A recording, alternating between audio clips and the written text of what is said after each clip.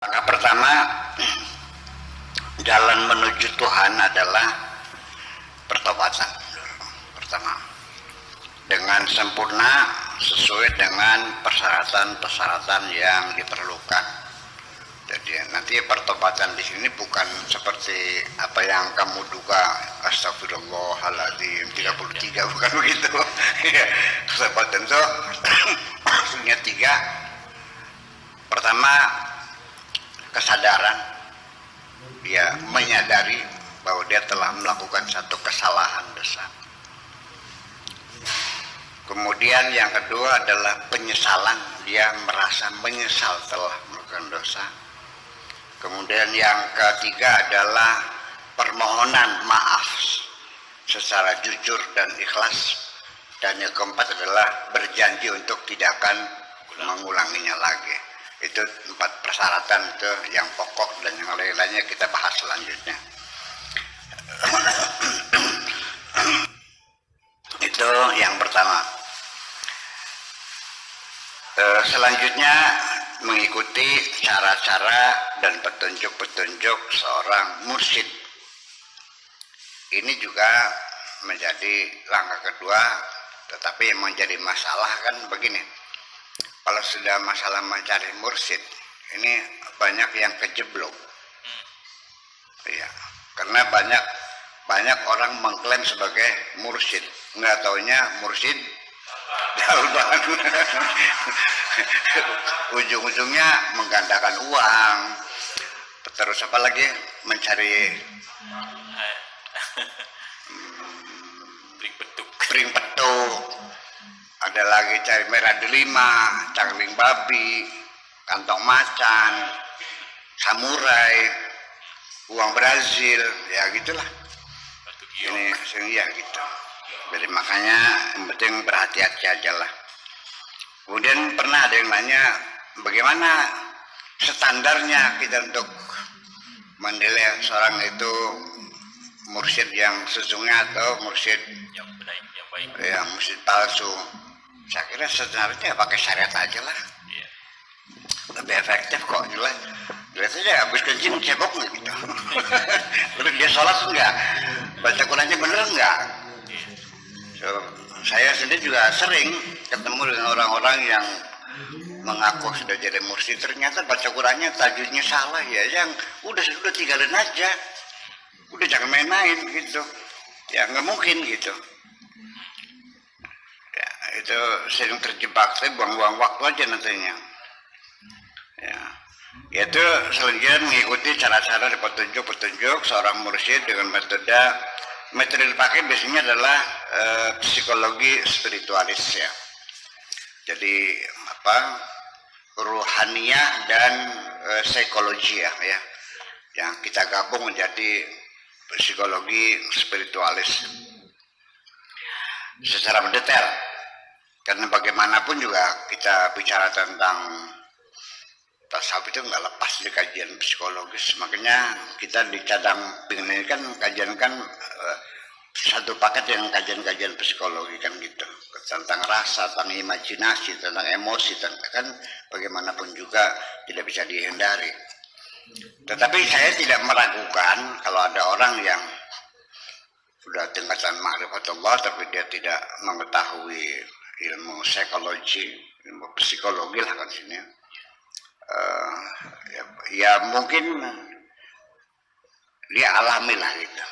Secara terminologi dia tidak tahu mana imajinasi, mana emosi, mana kan gitu.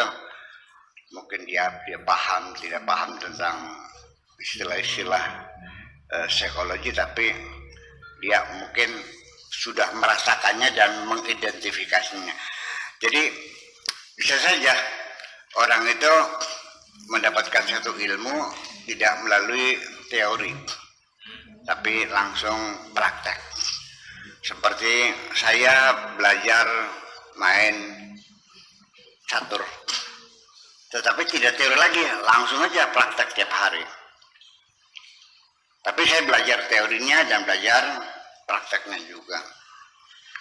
Demikian juga mungkin saja orang itu tidak belajar ilmu logika, tidak belajar ilmu mantik. Dia langsung melatih berpikir. Bukan berarti karena tidak belajar ilmu mantik lalu dia tidak bisa berpikir. Bisa berpikir, tapi kan alami sifatnya. Ya, tidak belajar teori catur. Jangan dikira tidak bisa bertanding. Kita mengalahkan yang tahu teorinya kok.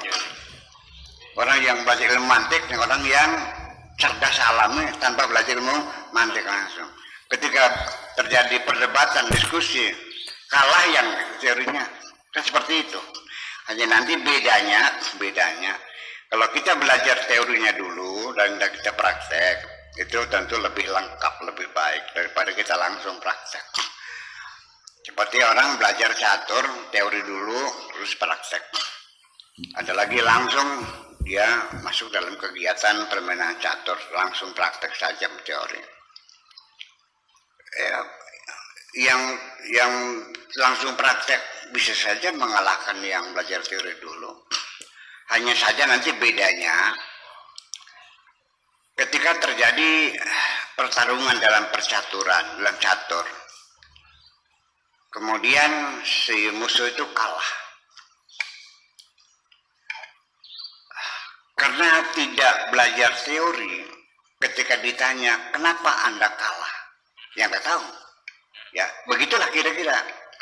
Tapi kalau seandainya saya yang belajar teorinya, ketika dia kalah, saya bisa mengatakan bahwa kekalahan Anda itu adalah pada langkah ketiga, yaitu ketika Anda melangkahkan kuda yang seharusnya ke kiri, Anda ke kanan, sehingga membuka jalan bagi peluncur lawan untuk menyerang.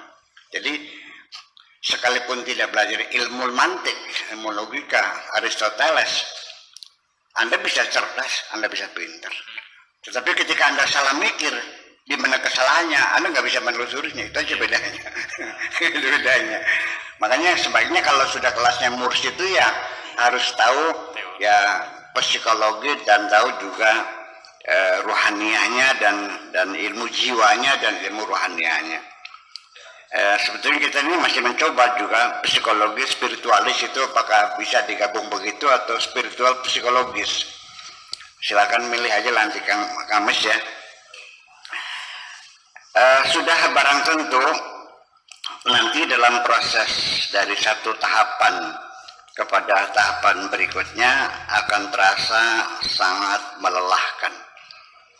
Sangat melelahkan, seperti dari tahapan pertobatan kepada tahapan berikutnya, yaitu hubbullah, kemudian terakhir tahapan berikutnya yaitu maqam muqarrabun, itu sangat melelahkan sekali. Di samping rasa lelah secara fisik, selalu disertai dengan kenyamanan hati dan kerinduan. Setiap tahapan yang kita lalui memang secara fisik kita lelah, mujahadah, mulazamah, muadhabah dan sebagainya. Tetapi juga kita mendapatkan suatu kenyamanan hati dan kerinduan.